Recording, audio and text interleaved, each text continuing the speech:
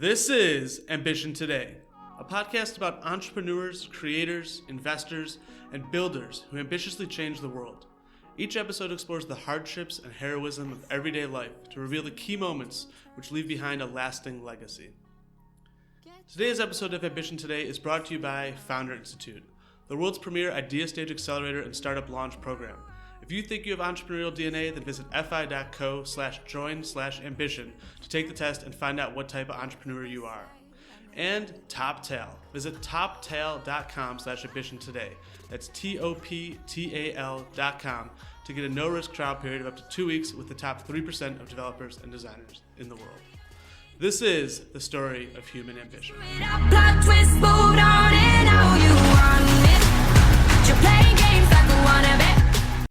These are the entrepreneurs, creators, investors, and builders who ambitiously change to the world. Explore the hardships and heroisms of everyday life while we reveal the key moments to leave behind a lasting legacy. This is Ambition Today with Kevin Siskar.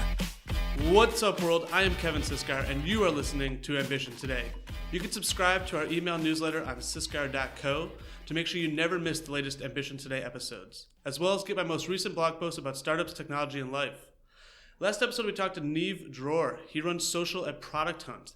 But today, we are joined by Dennis Mortensen. He's the CEO and founder of X.ai, an artificial intelligence-driven personal assistant who schedules meetings for you.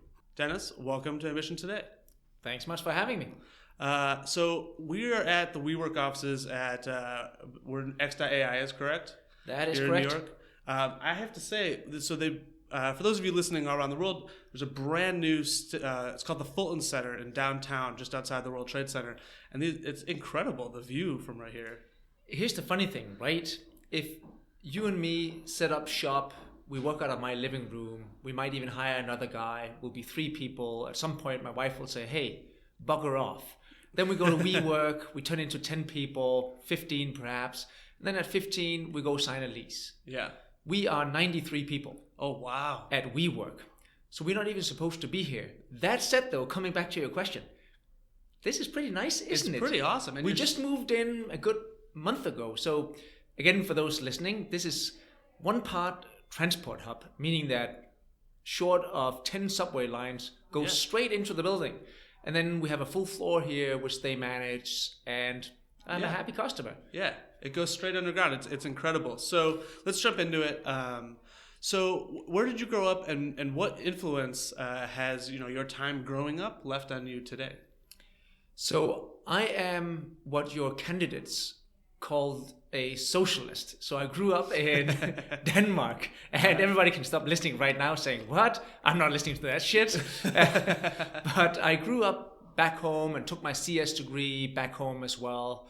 And to be honest, had a very clear, crisp even, idea of me not ever wanting to be an entrepreneur, because my dad, my uncles, my whole family ran their own businesses. And I've seen that picture of my dad coming home at 10, having something to eat and fall asleep 6 days a week. And I thought, you know what? I'm just going to go get a CS degree, go work for IBM, get home at 4, and it's all going to be beautiful. Yeah. It didn't pan out like that, though. Well, it's so funny because Amir, who was on a previous episode, same thing. He grew up, his parents entrepreneurs. He was the founder of Todoist. I think he was a few episodes back. And yeah, same thing. He was like, oh, this looks miserable. I don't want to do it. But it's just in your blood. Like you can't, it's the way you think. You can't fight it seems. I'm not sure what it is. And I think you're right that it ends up being taught without you perhaps paying attention. Yeah. Because you see a life which is really just your only version of life. So it's not like I have multiple contrasting versions of life. You got your parents, you're 10 years old. That is all you know. And all those things which you pick up, learn, are exposed to are really that MBA you would otherwise take when you're 24. Yeah. I just took it at 10 and 11. Yeah. And that became the catalyst. Here's the funny thing, though, that even up until the point of getting my degree, I was very firm on just getting that job at IBM. And IBM is not an example here, as in I knew exactly where they were located in the city. I knew exactly how to get my bicycle and go there. Didn't even have an interview. I just thought I would take my bicycle, ask them, so where's my desk? I'm ready. And I did game development as an engineer back in school to fund my studies. And the company went bankrupt. And the way you pay students, certainly back then, is on delivery, because they're super fucking flaky. Yeah. So you give me something, I give you money. That's going to be the exchange. And they simply went bankrupt. And I was pissed, really, because I spent a year and a half of my life. The whole plan was I go pay off whatever small debt I have. I'm even Steven, and I go to IBM. So I ended up having my legal counsel, which sounds super grand, go acquire the assets of that company. But this was back in the day when lawyers didn't know anything about software. So all they wanted to sell me was chairs, tables, monitors, leases, what have you. And I bought 2 CDs, all the software, for next to nothing. And shortly thereafter, they refinanced, came back for only to figure out that I bought it all. Everything that really had value. Yeah. And I sold it and made, in hindsight, not much. Back then, what I thought was a small fortune. Yeah. And I thought, you know what? Even at that point, having made a little bit of money, I still didn't want to be an entrepreneur. So I thought, I'm going to take all of it, put it on red, roll the dice once, lose it all, and then go work for IBM. So I started a data analytics / internet consulting company in the mid-90s. And what was this called? Canvas Interactive. Okay. And it was really just supposed to be me kind of pissing away the money as fast as I could, but that was a good time to start an internet company. Yeah, I mean, this is like the late 90s, right? Like you... June 1st, 96. Okay. So even in good times, I had enough time to kind of build it up. And we had a formidable exit in April 2000. So we even came out pretty much on the right side of the .com boom. Yeah, right before the bust. That's Yep. incredible. So you bet correctly on red. I did. So then your next company was Index Tools, right? So right after this, we did what you might think of as some amalgamation of Seamless Web and OpenTable called Evonex right after, and didn't win. Okay. As in, that was hard. We can talk about exactly what you learned from a failed startup, but we stuck to it and ran it to the very end, as in, they come to pick up the keys, right? And then after that... Which I like. You didn't give up. You ran to the end. No, to the very end. Yeah. No pivot, no nothing. This is Yeah. what we believe in. We're going to squeeze out every last minute of this venture until somebody else says stop. No fear. I love it. So, all right. So you're in Evonex, right? Yep. The Index Tools. And I want to I know we're going to go through this fast, but I really want to get to X.ai. So, you had Index Tools, which you sold to Yahoo, right? Yep. Evonex was a failure. Then there was Visual Revenue. If you could just kind of summarize, your time with those 3 companies and what some of the main takeaways were.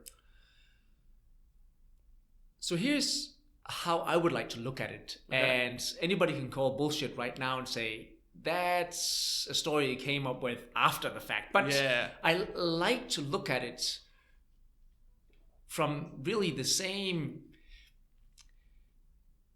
lens of being focused on data. So our very first venture at Canvas was one for where we tried to have our customers send us their data. That is how non-real-time it was 20 years ago, where they would store their log files on CDs, send them to us through mail. We would look at it, do the analysis, come out on a quarterly basis and provide reasonable insights.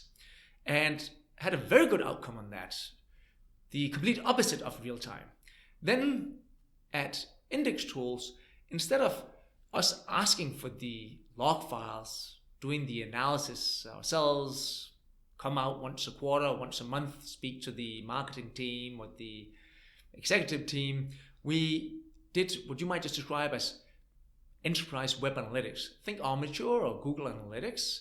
So instead of CDs, you put a JavaScript on a page, I immediately collect the data and I can store it and allow you to log in and look at your own data and potentially derive your own insights. Now, that's a phase as well. Then at Visual Revenue, we took that one step further, which is not only do I collect, store, allow you to retrieve the data, I provide you a set of recommendations for what you should do with it.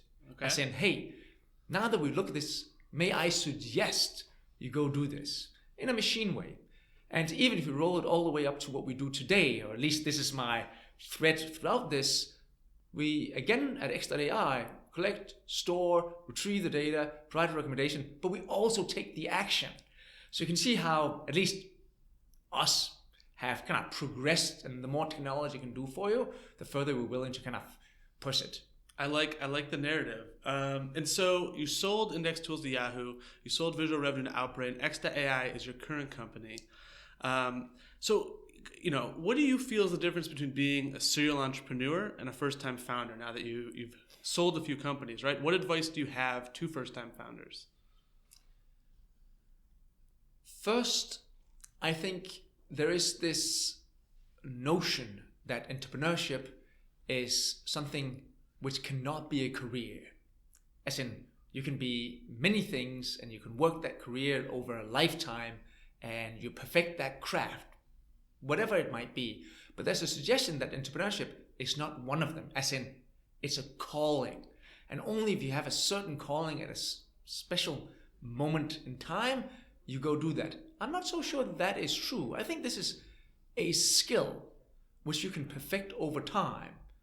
And you obviously, if you perfect it over time, better when you do your second one, even better when you do your third one. So if that is the case, I tend to recommend first-time founders to get to some version of exit as fast as they can. It is wonderful when you turn into Snapchat or Facebook, good for you.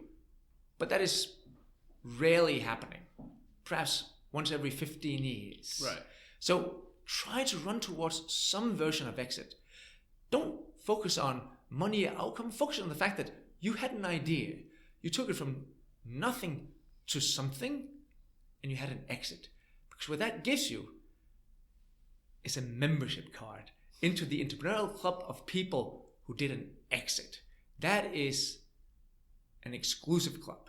And you can use that membership card around town, whether that be to speak to investors, co-founders, new employees for future ventures. That opens a ton of doors. So it is perhaps slightly contrarian for where most people suggest, keep on to it. You have a good thing here. You might not know whether you're going to get something similar. I really advocate for just run it to exit. Hey, sell it for $800K and be happy about it. I like it. Improving the track record. It's so important, and it's almost like a checkpoint, right? Like while you're in that first company, you have to keep proving the track record, and it doesn't mean an exit at those stages because you're in your first company. But then it's almost like a checkpoint in a video game. You log in, you're there, and then you start over again on level 2, where you have smaller checkpoints, but that's the big boss, huh? It's obviously wonderful when whatever you do turn into, as we talked about before, Airbnb or something like that. Good for you, but that's a little bit of a lottery. If you just want to perfect your skill and become a really good entrepreneur and turn it into a lifelong career, getting to that first exit does indeed what you suggested, get you to level 2. I like it. Well, we're going to take a quick break. We're here with Dennis Mortensen talking about artificial intelligence, his early companies, and we'll be right back to learn all about what's going on with X.ai and how it's grown to 90-some employees. We'll be right back. This is Ambition Today. If you enjoy the show, then please leave a review in the iTunes store. If you don't know how to do that, you can just visit syscar.co/review, and we will tell you how to do it in 3 quick steps. Thank you so much. Ambition Today is happy to partner with the Founder Institute, the world's premier launch stage startup accelerator program. The Founder Institute has graduated over 2,500 technology companies across 6 continents. And over 35,000 people have applied. And as a result of the data from so many people taking the admissions test, Founder Institute has identified the 6 main personality profiles most entrepreneurs fit into. So if you think you have entrepreneurial DNA and want to find out what entrepreneur personality profile you are, then visit fi.co/join/ambition to apply, take the test, and find out. And TopTal, that's TOPTAL.com. Say you have the idea in your head that you just can't shake, but you need someone to build it. Visit TopTal.com/ambition today for a free 2-week trial with the top 3% of developers and designers. You own all the work, you own all the code from anything built during your trial, and you can get a lot done in 2 weeks as someone from the TopTal team will reach out to you almost immediately to get you going. That's TOPTAL.com/ambition today to get started. And now back to this episode of Ambition Today. Visit Ambition Today online at syscard.co and follow the show on social media at Ambition Today. Welcome back. We are here with Dennis Mortensen, and we're talking about his company, X.ai. Before the break, so Dennis, without getting too political, I just wanted to say, I know in the first part we covered how you're from Denmark, you came to America, built and sold a few companies. So with all the current political climate, I just want to say thank you as an immigrant for coming to America and creating jobs and value. So thank you for that. You are most welcome. And here's the funny thing. So I came over as part of the Yahoo acquisition and arrived on the L1 visa, which is one click removed from slavery, meaning that you can only work for that company. And if you do not work for that company, you have, I believe, 60 days to get your ass to the airport. And having wife, 2 kids in school and what have you, that is not a comfortable setting to be in. And I remember I was just so disappointed that I couldn't spend some of my money in creating a new venture over here. And I probably spent 8 months bitching about it until I finally applied for my green card, which I received in 45 days. Oh, wow. Yeah, I am baffled as well. I'm only saying this because I spent so much time telling everybody how shitty the system was, but it actually worked. It worked really well. And on top of that, I just applied for my citizenship late last year and received it 6 months ago. Congrats. That's awesome. I love it. All right, so let's dive into it now that we're with X.ai and you're creating even more jobs and value for America. Thank you. So really quick for the audience, what is, and I know this is an in-depth topic and we're going to have to kind of skim the surface of it, but what is artificial intelligence and how is it different than previous technologies? That's a very good question. We could very easily turn this into a 4-hour seminar. We could go real long, yeah. But I do like the idea of technologies that can take on and if not completely replace little chores that you and I would otherwise have to do. Not assist you and I in doing a slightly better financial model in Excel, which is a fantastic piece of software, but there's a job here which you would have to do, but now you can outsource that to an agent. Whether that be something as easy to understand as Amy, where you can say, hey, John, I would love to meet up. I have CC'd in my assistant Amy. She can help put something on my calendar for first week of March. And do you mind just telling the audience, for those who don't know, who Amy is? So we run this AI company called X.ai that provides 2 intelligent agents, Amy and Andrew. And they have the capability to act as an assistant to manage your calendar.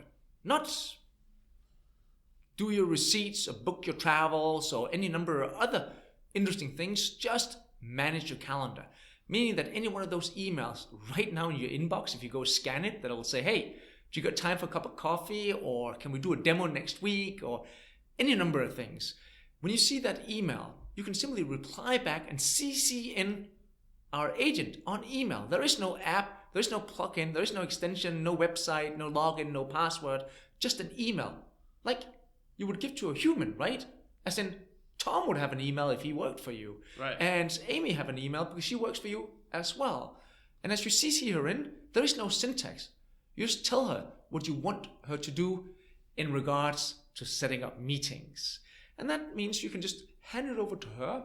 It is now her job to understand exactly what you asked her to do, remove you from the conversation, have these very human-like negotiations, really, with multiple participants, drive them towards conclusion, and upon conclusion, send us an invite. And again, there's nothing which you haven't seen before here. You can do this today if you want. if you're willing to spend $60,000 to hire a human personal assistant, sure. We're just trying to democratize this so that everybody, even the most junior salesperson or recruiter or woman in customer success or whatever that might be, can have an assistant managing their calendar. I mean, I can only imagine how hard something like artificial intelligence is.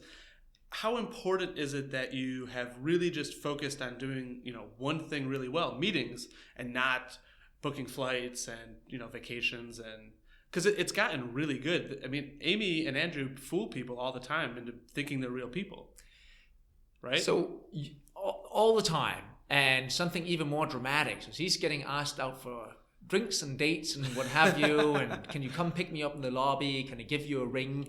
And all the things that you would perhaps otherwise do if you assume that the other end is human. But we're not really trying to fool people. We're just trying to make it so natural that you don't even recognize it. So we've really, as an industry, had this almost perverse fantasy of some sort of AI oracle arriving anytime soon. As in, it'll come tomorrow, and any question which you have, it'll have an answer. Any job you want done, it'll do that job. And I think for the last 60 years, we were chasing that fantasy. And this latest wave, at least when I look at it, is one where we've accepted the fact that that is probably not going to happen. Not anytime soon. And that is okay. But perhaps we can go create these highly specialized vertical AIs that can do one job, but that one job really well. And I think the difficult element around that is to find some vertical that makes sense. As in, you can define it, but that it also makes commercial sense. As in, there's many things which you and I can solve, but holds no value in the real world. Right. But replacing a $60,000 assistant for free, or the software as a service model is, it's there. That is real. And I think there'll be plenty of these chores. And remember, this is not about necessarily replacing assistants. So most people, and I would guess here, even whoever listens to this right now, will not have a full-time assistant working for them. That is a luxury for the select few, and there's really not any increase in this. If anything, there's a decrease in this. So everybody will be really left to their own devices. So we just want to democratize access to this luxury. So nobody's losing any jobs here. What is happening? Actually going to grow the industry overall, probably. I think we are just increasing the productivity on each one of these individuals, where if you're in sales, you're just doing 2 more demos every week. If you're in recruiting, you're just talking to 3 more candidates every week. And it's not about, who lost their job? Nope, everybody's just a little bit better off. And your inbox is better off because you don't have all those back and forth. What time? Where? Oh, but I changed. Now what this? It's the worst. It is the worst. All right, so let's keep going. So how has X.ai grown over the years, and where is it today? So we brought the team back together late 2013 to at least just explore whether this was even feasible. And then set up proper shop in April 2014, raised a little bit of capital, about $2 million, to prove through data that this was indeed tractable. And upon having proved that, come the very first days of 2015, we raised $10 million in an A round to finish up the product. And upon having the product nearly finished, we raised another $23 million in April 2016.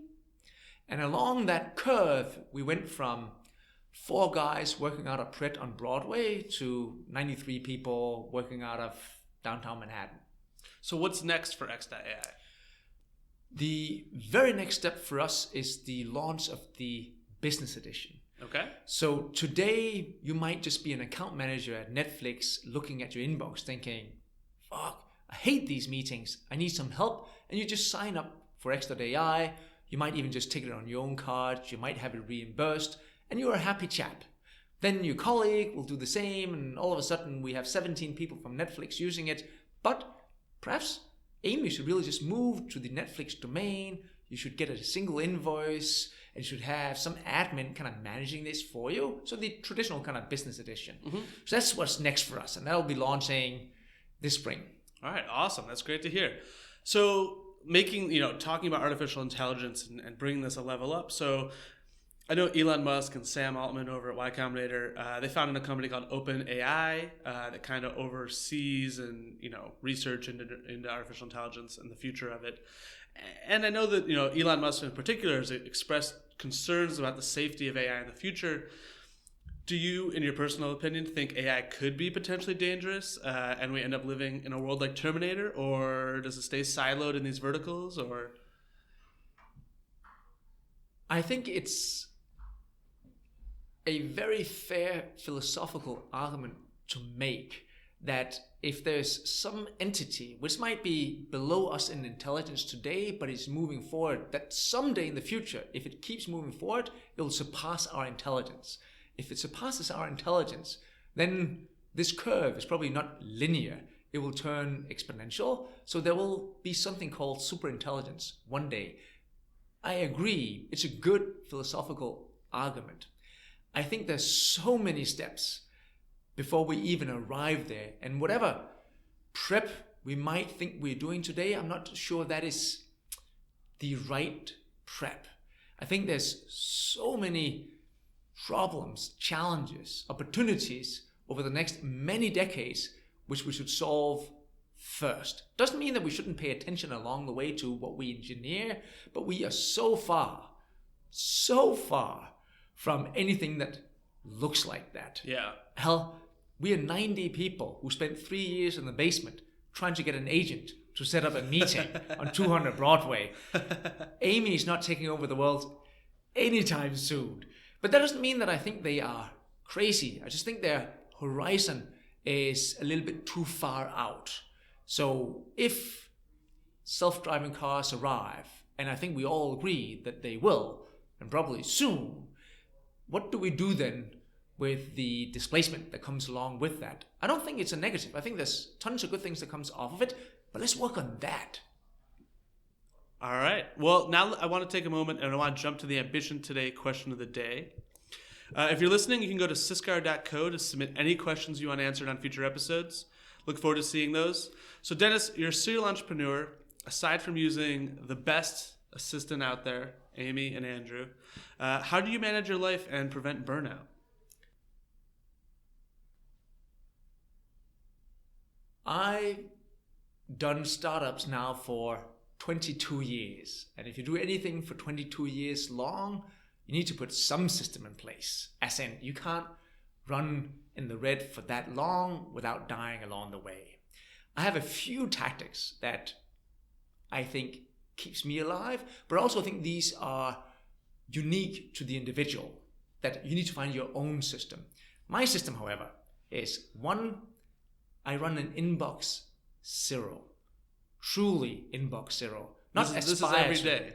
Every day. That's incredible. And it's one of those things where people immediately hang up right now saying, that doesn't make any sense, I'm never going to get there. But trust me, if you get there once and you survive 3-4 days in, there's some sort of mental freedom that comes along with this, for where you know when that is at zero, given that most of your tasks are in that inbox, you can start to think again. As in, really good ideas comes along with it. It's not some sort of quest for where I take pride in inbox zero. No, I take pride in the freedom that it provides. 2, I run a proper calendar. Not because I'm more anal than the next guy, I might be, but that means everything I do is on my calendar. Anything from taking the kids to school, to my dentist, to a one-on-one, to interviewing a candidate, to meeting up with the board, everything. Even if 10 minutes is on my calendar. Love it. Why? Again, mental freedom. As in, I don't need to remember anything. I just need to look at my calendar. So it's not that I don't want to remember. I don't know that every Monday I do this. I just want to make sure that I don't have to. My calendar can remember that.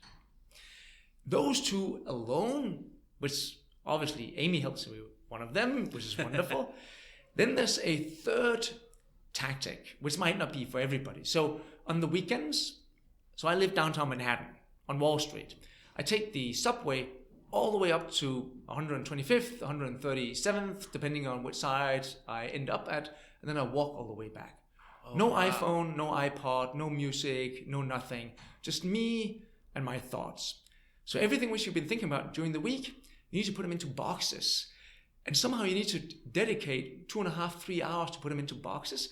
But taking that walk forces you to not cheat. As in just staring out the window, you start working on stuff, checking your email, doing things, right? No, just me, my sneakers, 2.5 hours, 3 hours, all the way back. I love that. I'm going to steal that. And I bring no agenda. As in, don't bring 3 or 4 items. Just let your mind wander. Yeah. And it'll wander around and pick up things that you didn't put into place during the week and put them into the right places. The idea of wondering is dying, especially since the smartphones came out. Yep. You just Google it. You don't have that sense of wonder and work on things mentally like you used to. So I love that you give yourself the freedom and time to do that, because it is so hard to be creative when you're busy nonstop. It is super hard. And even if it doesn't work for you the first 3 or 4 trips, hell, you'll burn about 500 calories working 15 kilometers. So just see it as an exercise, and then you got nothing to lose. I love that. Well, if you're still listening, thank you for listening today. The show notes, which include everything from this episode, including links to everything we talked about, are up on syscar.co. If you love this episode, screenshot it, share it on Facebook with your favorite quote. Be sure to tag this episode, Facebook, Twitter, LinkedIn, Snapchat, wherever you enjoy. And if you love Ambition Today, then think about joining the show's back channel. It's full of exclusive access reserved for the best fans of this show, which is why I am only mentioning it at the end of this episode. So thank you for listening and being one of our best fans. In addition to supporting the show, the back channel also includes a bonus question from each episode of the podcast. Join today to hear the single best piece of advice Dennis has ever received. So Dennis, thank you for coming on the show. Where can people find out more about you? They should, and I'm biased here, immediately go to X.ai, sign up for a free trial, try out the assistant. If they want to figure out what I talk about outside of work, I'm at Twitter at Dennis Mortensen. All right, I love it. I'll see some of you in the bonus content, and stay curious, everyone. I'll see you all on the next episode of Ambition Today. Thanks for listening to Ambition Today. Be sure to visit syscar.co to get all the information from this episode and more great content. Until next time, stay curious, everyone.